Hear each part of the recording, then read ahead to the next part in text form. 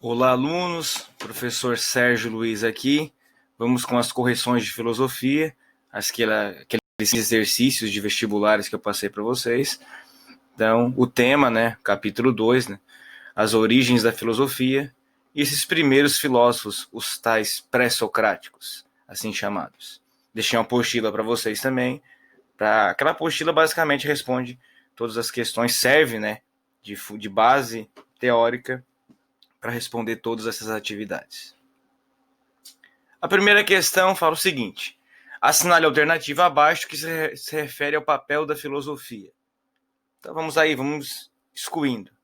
Um esforço intelectual do não pensar para a obtenção de uma resposta que não pode ser repensada. Essa frase nem tem muita lógica, Mas essa alternativa está errada. É um esforço intelectual do pensamento, em busca de uma resposta que pode ser refletida, ou seja, que pode ser repensada sempre.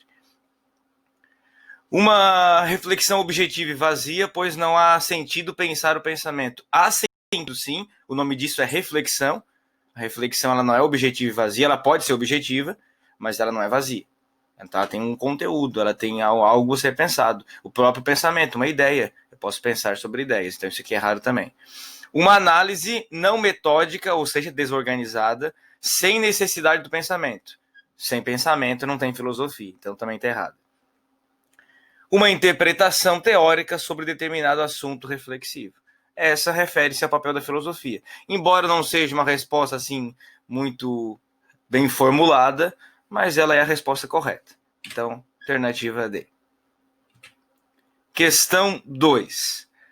A filosofia surgiu na Grécia no século VI a.C.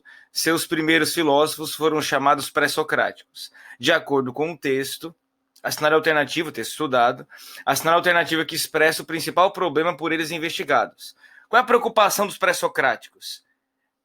É a estética, enquanto estudo sobre o belo da arte? Não. É a filosofia política, enquanto análise do Estado e de sua legislação? Também não.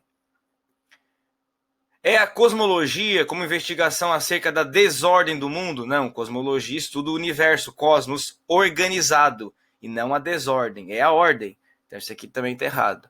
É a cosmogonia enquanto investigação racional do agir humano? A cosmogonia são as diversas narrativas que contam a história do surgimento do homem, do cosmos, do universo, e basicamente focada no mito. É o mito, a cosmogonia é mito. A cosmologia, logos, discurso racional, que explica o funcionamento do cosmos. Então, a cosmologia, como investigação acerca da origem e da ordem do mundo, ou seja, do cosmos, e a busca pela arqué. Essa é a correta. Zeus ocupa o trono do universo. Agora o mundo está ordenado. Os deuses disputaram entre si, alguns triunfaram. Tudo o que havia de ruim no céu etéreo foi expulso, ou para a prisão do Tártaro ou para a terra, entre os mortais. E os homens, o que acontece com eles? Quem são eles? Jean-Pierre Vernant. O texto acima é parte de uma narrativa mítica. Considerando que o mito pode ser uma forma de conhecimento, assinale a alternativa incorreta. Então, considerando que o mito é uma forma de conhecimento, ele é um tipo de conhecimento à parte, assinale a alternativa incorreta. A verdade do mito não obedece a critérios empíricos, de experiência e científicos, de comprovação. Isso aqui está correto. Ela não obedece mesmo, então eu não quero essa. As explicações míticas constroem-se de maneira cultural na relação homem com a natureza. Verdadeiro. Eu não quero a verdadeira, eu quero a falsa em respeito ao mito, a incorreta. O conhecimento mítico não segue um rigoroso procedimento lógico-analítico para estabelecer suas verdades. Correto. Ele não segue mesmo. Dá um exemplo, no caso de Zeus, tem um deus lá, dá uma machadada na cabeça de Zeus e nasce um deus dali, a filha de Zeus. Se eu não me engano, Atena. Nasce da cabeça de Zeus, uma machadada que ele levou. Então isso não tem muita lógica, Isso na prática geraria uma morte. Então na prática, e isso percebe que não é lógico. Não são lógicas as coisas, muitas vezes, na mitologia. A verdade do mito não obedece às regras universais do pensamento racional e da natureza. Não obedece mesmo. Ela não obedece nem à lógica. Um deus vira um cisne, vira uma mosca, depois vira um deus, vira um corpo de homem de novo, e eles controlam as coisas da natureza. Então, realmente, ela não obedece às leis universais do pensamento racional e da própria natureza. A verdade do mito não obedece. Então isso aqui é verdadeiro, eu quero a falsa. A falsa é a letra A. O mito busca explicações apenas acerca do homem. Não, ele explica o cosmos, explica a história de heróis, de deuses, o sobrenatural, o natural, e a sua verdade depende de provas. Ela não depende de provas. A verdade do mito, ela é dogmática, ela é uma crença fundamentada numa fé, num tabu. Ela acredita ou não acredita. Não tem como provar que Zeus existe ou as coisas, né, por trás das histórias mitológicas. Elas são histórias narrativas, inclusive a palavra mito significa imaginação, né? Mitos, fantasia, imaginação. Então, correta. A incorreta, no caso, alternativa A. 4. A filosofia surge na Grécia no final do século VII e no início do século VI a.C. Dentre as condições históricas para o seu surgimento, destacam-se as seguintes. Então, não quer dizer que essas aqui são as principais, mas entre essas aqui, quais são que se destaca como condição histórica para o surgimento da filosofia? A popularização do pensamento de Platão e Aristóteles na sociedade ateniense. Não, pessoal, a filosofia surgiu com os pré-socráticos. O primeiro foi Tales de Mileto, disse que a água era o arqué. Não foi Platão e Aristóteles, são lá depois de Sócrates. Então não foi isso que levou ao surgimento da filosofia. O gradual aprimoramento do pensamento mítico. Não houve um aprimoramento do pensamento mítico, houve um distanciamento lento dele, gradual, mas o distanciamento dele, surgiu um novo conhecimento, desenvolvimento das ciências. Não houve ciência ali, surge a filosofia no começo, com os pré-socráticos, a primeira filosofia da physis, ou cosmologia. Então não é das ciências de forma geral. Então não há um aprimoramento do pensamento mítico, há um distanciamento e surgimento de um novo pensamento, de um novo conhecimento filosófico. A importância das cosmogonias e teogonias na desorganização social e cultural da sociedade grega. Pelo contrário, a cosmogonia e teogonia contribuíram para a organização social e cultural da sociedade grega. Foi fundamental. São as cosmogonias que vão dar os primeiros passos de organização da sociedade, baseado na sua religião, na sua mitologia. Isso daqui não é um fator. O fator... Nessa questão, os fatores principais destacados, o desenvolvimento das viagens marítimas e a invenção da política. Esses são fatores históricos importantes para o surgimento da filosofia. Existem vários outros, claro. Entre os físicos da Jônia, o caráter positivo invadiu de chofre a totalidade do ser. Nada existe que não seja a natureza, physis. Os homens, a divindade, o mundo, formam um universo unificado, homogêneo, todo ele no mesmo plano. São as partes ou os aspectos de uma só ou mesma physis, que põem em jogo por toda parte as mesmas forças, manifestam a mesma potência de vida. As vias pelas quais essa physis nasceu, diversificou-se e organizou-se, são perfeitamente acessíveis à inteligência humana. A natureza não operou no começo de maneira diferente de como faz ainda. Cada dia, quando o fogo seca uma vestimenta molhada ou quando, num crivo agitado pela mão, as partes mais grossas se isolam e se reúnem. Jean-Pierre Vernant. Com base no texto, assinale a alternativa correta. Para explicar o que acontece no presente, hoje, é preciso compreender como a natureza agia no começo, ou seja, no momento original. O texto está dizendo que a natureza não operou no começo diferente de hoje. E não tem como eu saber como ela operou no começo. Tem como, deduzindo de como ela opera hoje. Então eu preciso compreender como a natureza opera hoje, as leis que agem hoje, e pressuponho que elas agiam no começo também. Então essa alternativa está errada. A explicação para os fenômenos naturais pressupõe a aceitação de elementos sobrenaturais. Não necessariamente. Para explicar os fenômenos da natureza, basta a explicação da própria natureza. A natureza não operou a cada dia. As vias pelas quais essa physis nasceu, diversificou, se organizou, são perfeitamente acessíveis à inteligência humana. Então, através dos fenômenos da razão, o ser humano pode explicar a natureza. A razão é capaz de compreender parte dos fenômenos naturais, mas a explicação da totalidade dos mesmos está além da capacidade humana. Segundo o texto, não. O ser humano é capaz e são perfeitamente acessíveis à inteligência humana. Então, essa aqui também não é. Logo, a correta é: o nascimento, a diversidade e a organização dos seres naturais tem uma explicação natural e esta pode ser compreendida racionalmente. O ser humano é capaz, através da razão, compreender o funcionamento, a diversidade e a organização dos seres naturais.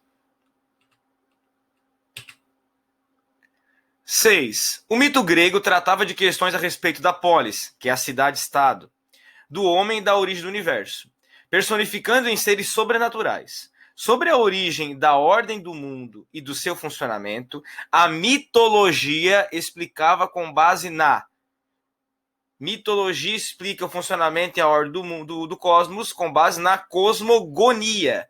Ó, alternativa E. Eros é amor, desejo. Logos é razão, discurso racional. Physis é natureza. Cosmologia, o discurso racional para explicar o funcionamento do cosmos. Então é a cosmogonia. São narrativas míticas que explicam o funcionamento do cosmos.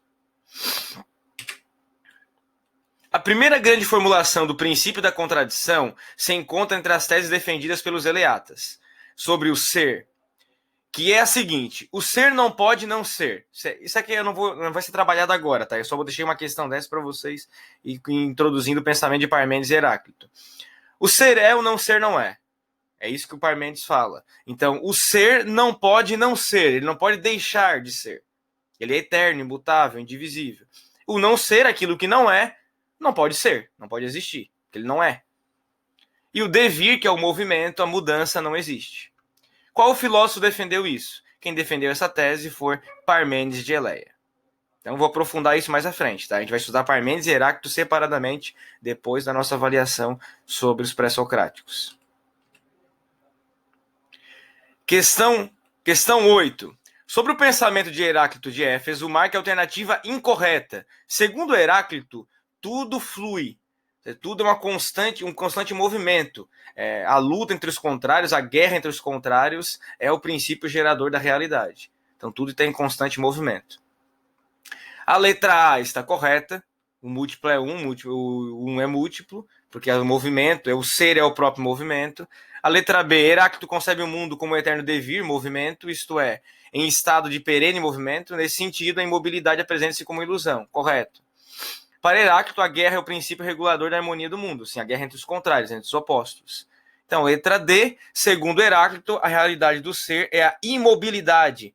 Ele fala que a realidade do ser é um movimento, uma vez que a luta entre os opostos neutraliza qualquer possibilidade de movimento. Não, é a luta entre os opostos, entre o dia e a noite, entre o quente e o frio, que faz as coisas existirem.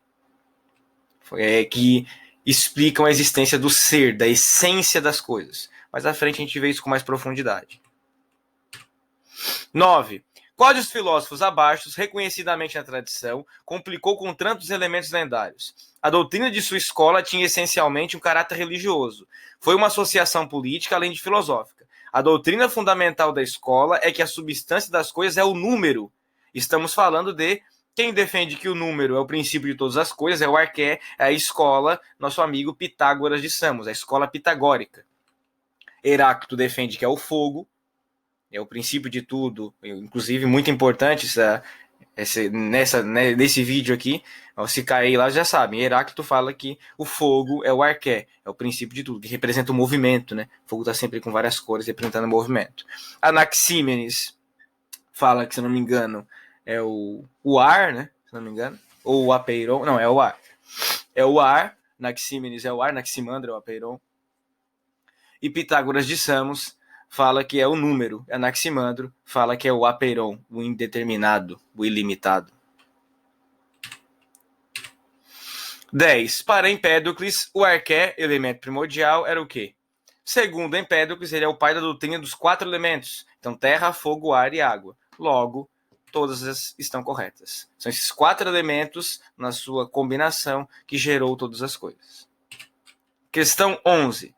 Verdadeiros fundadores da filosofia, os pensadores pré-socráticos, inauguraram a partir do século VI a.C. uma nova atitude mental ante a realidade material, substituindo progressivamente as elaborações de cunho mitológico por especulações de caráter científico-filosófico. A propósito desse importante momento da história da filosofia, são feitas as seguintes afirmações. Segundo a tradição, Tales de Mileto foi o primeiro filósofo a tratar a questão da origem e transformação de todas as coisas. Para ele, a água era o princípio de tudo. Correto. Tales realmente foi um dos primeiros, segundo a tradição, a história do pensamento, foi o primeiro e ele falava que a água era a origem de tudo. O arqué seria a água. Atribui-se a Pitágoras de Samos e seus seguidores, a escola pitagórica, a ideia de que todas as coisas são como os números, ou seja, de que todo mundo, inclusive a alma, se forma segundo a estrutura harmônica. Verdadeiro, os números são o princípio de tudo, foi isso que a escola pitagórica defendeu. 3. Os atomistas Leucipo e Demócrito de Abdera afirmaram ser toda a matéria formada por átomos, mas não é a mesma concepção atual de átomos, tá? Ou seja, pó, partículas minúsculas, eternas e indivisíveis, que em movimento se chocavam entre si, provocando assim o nascimento, a mudança, o aniquilamento de todas as coisas. O átomo hoje ele é divisível, formado por partículas subatômicas. Então é a primeira concepção atômica na história da humanidade, de Demócrito e Leucipo, correta também. Logo, 1, 2 e 3 estão corretas.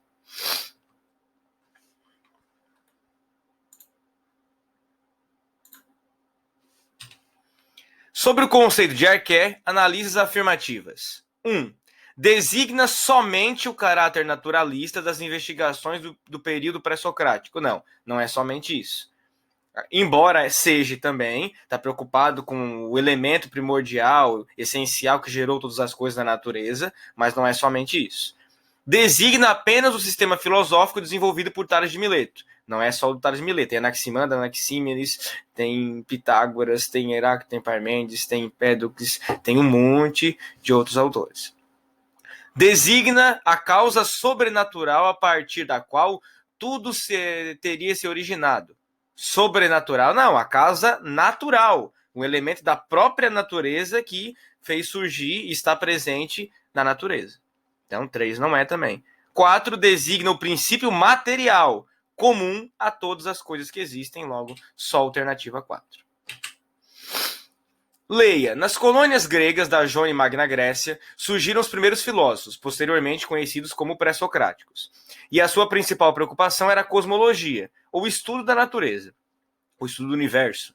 Buscavam o princípio explicativo de todas as coisas, arqué, cuja unidade resumiria a extrema multiplicidade da natureza. O que podemos afirmar como uma das principais características da cosmologia? Consiste em uma explicação acerca do movimento físico dos corpos relacionado lá aos pré-socráticos. Não é o conceito de cosmologia hoje. Consiste em uma explicação acerca do movimento físico dos corpos celestes presentes no universo, baseada na observação astronômica. Não, isso aqui não é o conceito de cosmologia. Afirma que a física é a substância física do mundo, compreendida nesse sentido enquanto a natureza em sua totalidade. Faz mais sentido.